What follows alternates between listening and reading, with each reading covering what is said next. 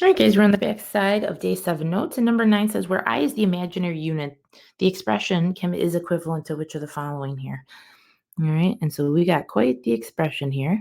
Notice what's in parentheses are not like terms, so we can't combine them like we did in number 8. So we're going to have to go ahead and either write them out twice or double distribute, whichever one you prefer. I'm going to go ahead and use the box. I think it's a little bit easier for us with those new i's in there. Okay. So x plus 3i all squared is really x plus 3i times x plus 3i. So we'll put that together in our box here. So we got x plus 3i, and then we have x plus 3i. Okay, and so we'll go ahead and put that together. We end up with x squared plus 3ix or 3xi. It doesn't really matter. Okay. Here we're going to get the same thing, plus 3ix. So if you chose to write it as ix, make sure you write both of them as ix. If you chose to write one as xi, make sure you write the other one as xi so you know that they're like terms when you combine them, okay? And 3i times 3i is a positive 9i squared. And we're going to go ahead and turn that I squared in for our -1, and that turns this box into a -9. Okay, and so we end up with an x squared term. Our 3ix plus our 3ix is our positive 6ix, or xi, doesn't matter, okay, and then minus 9. And that's what we get for this first one, okay? Then we have to realize we got a minus sign here. And when we square this one, it's all going to have to go in parentheses because that minus sign is there. If that minus sign was a plus sign, it'd make the problem a lot easier, but it's not. So we'll keep that. All right, and 2x minus 3i all squared really means 2x minus 3i times 2x minus 3i. And again, I think it's easier for you guys to put that together in a box. So we'll go ahead and make our box. And we'll have 2x minus 3i across the top and 2x minus 3i along the side. And we'll go ahead and put them together. So 2x times 2x is 4x squared. 2x times -3i is -6. Now, see, I called it ix before, so I'm going to have to make sure that I call it ix here. If I called it xi before, then I'd call it xi then. Okay. This is also going to be -6. And I put the I before the X, so I'll continue to do so I know they're like terms. And a -3i times a -3i is a positive 9i squared. And there's that I squared again that we have to remember to turn in for a -1. And that turns that whole box into a -9.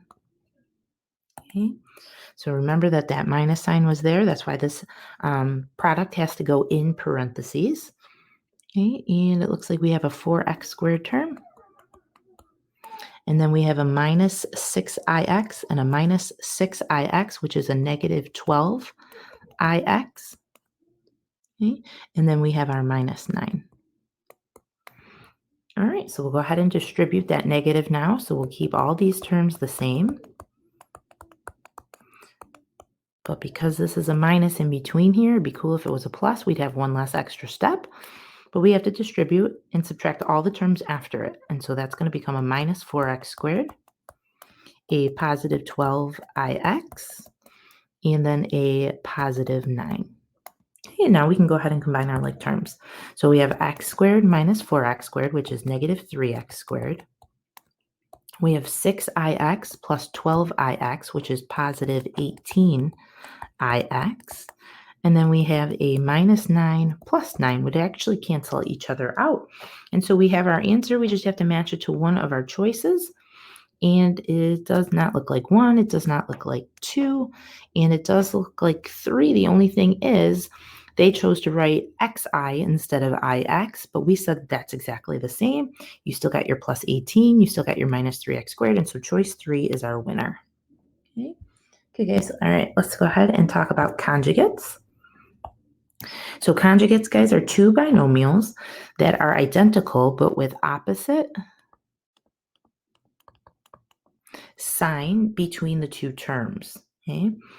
We see conjugates when we factor D2PSs. For instance, if we had x squared minus 9 as a D2PS, we would factor it into x plus 3 and x minus 3. And that's what they call identical binomials, but with opposite signs in between the two terms. Okay. So in number 10 and 11 says determine the conjugate of each of the following and then find their product. Okay, product means to multiply them together. So first off, the conjugate of 4 minus 2i is 4 plus 2i. And now they want me to find the product of that. Okay, so we can go ahead and draw our box and put it together in our box. So here's 4 minus 2i across the top, and then it's conjugate of 4 plus 2i along the side. When we fill it in, guys, we get 16 minus 8i plus 8i, and then minus 4i squared. And there's that I squared again, turn it in for a negative 1. Negative 4 times negative 1 turns the whole box into a positive 4. Okay, and now when we go ahead and combine our like terms, we have 16 here and 4 here, which gives us 20. And then the 8i minus 8i actually cancel. In fact, when they're conjugates, these two will always cancel. And so our answer is just 20. Okay, and so that's the cool thing about conjugates is that when you multiply two conjugates together, they will always equal a real number, even though both binomials contain I or an imaginary part in them. Okay. All right, so let's go ahead and look at 11. Determine the conjugate of negative 5 minus I. So the conjugate would be negative 5 plus I. Just a different sign in between. Not each term is a different sign, okay? Just the sign in between the two terms is different.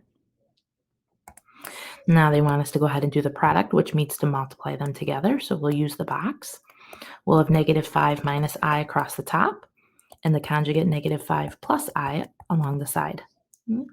When we fill them in, we get 25 plus 5i minus 5i minus I squared. And so that I squared will get turned into a negative 1, and then we end up with negative 1, which is actually positive 1. Okay. When we combine our like terms, we have 25 plus 1, which is 26. And then our negative 5i plus 5i actually cancel, and so we're just left with the 26. Okay, and remember, when you multiply conjugates, you always end up with a real number, so no imaginary parts to either answer in 10 and 11. Okay. Number 12 says, which of the following products would be a purely real number? Okay, and if you remember what I just said, that if you want a purely real number from two binomials that have i's, or are imaginary or are complex, they have to be what we call conjugates. And remember, conjugates are identical binomials with an opposite sign in between. So if we take a look at this first one, okay, notice they don't have an opposite sign in between. They're not conjugates. They probably will not give me a purely real number. Okay. Our next one here do have opposite signs in the middle of them. However, they also have opposite first terms, and so those are not conjugates. In number 3, we have 5 plus 2i and 5 minus 2i, and the only difference between those binomials is the sign in between, so I'm thinking it's 3. In number 4, they did not change the sign in between, so these are not conjugates. So I'm going to go ahead and try 3 and see if I get a purely real number. So I'm going to go ahead and set up my box in order to multiply them together. I have 5 plus 2i and 5 minus 2i. And 5 times 5 is 25. This is going to give me positive 10i, but this is going to give me negative 10i. And then this is going to give me negative 4i squared. I squared gets turned into a negative 1. And negative 4 times negative 1 is really just 4. Okay? And so when we combine our like terms, the 25 plus the 4 is 29. And the negative 10i plus 10i are opposites. They cancel. And so I only end up with 29, which is a real number. And so it's choice 3. Okay, number 13. In number 13, it says to express that in a plus bi form where y is a real number. Okay, so it looks like we have a couple binomials here to put together. Okay, and we have to realize that this question is a little bit tougher because they put that minus sign in between there. And so we have to be careful and make sure we distribute it to everything after it, all right, once it's put together. So in my first one here, we'll draw a box. Okay, we'll have our first two binomials, which is 5 plus 2yi, and on the side 4 minus 3i. Okay. We've got 20 plus 8yi minus 15i, and then we have a minus 6yi squared. We'll take that I squared and we'll turn it in for a -1, which turns this whole term into a positive 6y. Okay, so negative times negative is positive, and then you have the 6 left and the y. Okay, all right, so this is going to turn into a 20. We have 8yi minus, oh, those aren't like terms, right? So we can't combine those. There's no y in this one. And this one has a y, but that one doesn't have an I. So all three of these terms are different, okay? So none of them will go together. Okay, so we're going to go ahead and put all three terms, and it doesn't really matter the order of your three terms here. Okay, so we'll have a minus 15i.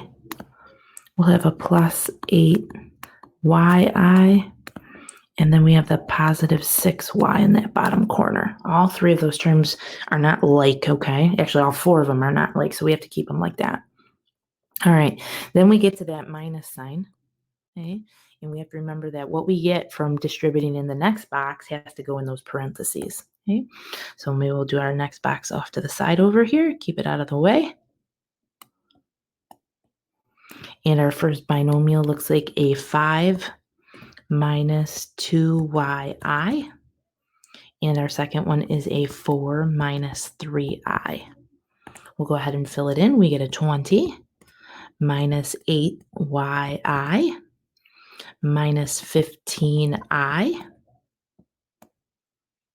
And then last but not least, we get a positive 6yi squared. And so that I squared is going to get turned into our -1. And we end up with 6y times -1, which is -6y. Okay? All right, we're going to go ahead and throw all those terms. None of them are like again into these parentheses here. So we got the 20, and then we have the minus 15i, and then we have the minus 8yi, and then we have that minus 6y in the corner. Okay? And now we have to remember to take that minus sign. And again, it would be cool if that was a plus sign, but it is a minus, and so that minus has to be distributed. If it was a plus sign, we could just go ahead and combine our like terms. All right, so here we go. We have all these terms are going to stay the same.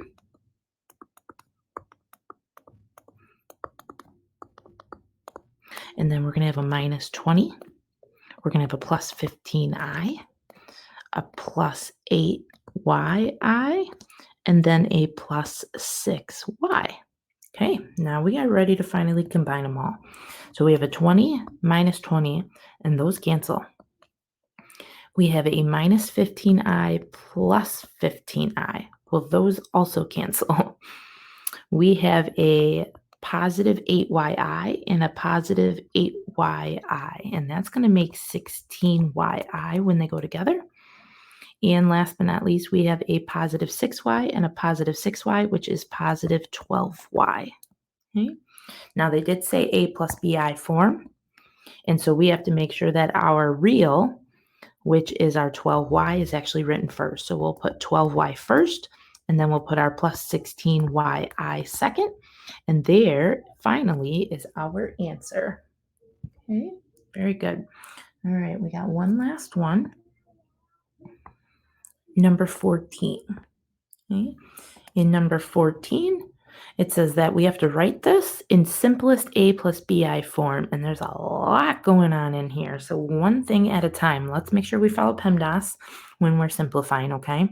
So we're going to look inside those parentheses first, and we're going to realize that we have the square root of -9.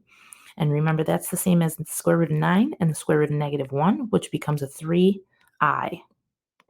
And now we're going to go ahead and rewrite this and see if it gets a little bit better. So we got -1/2 I to the third.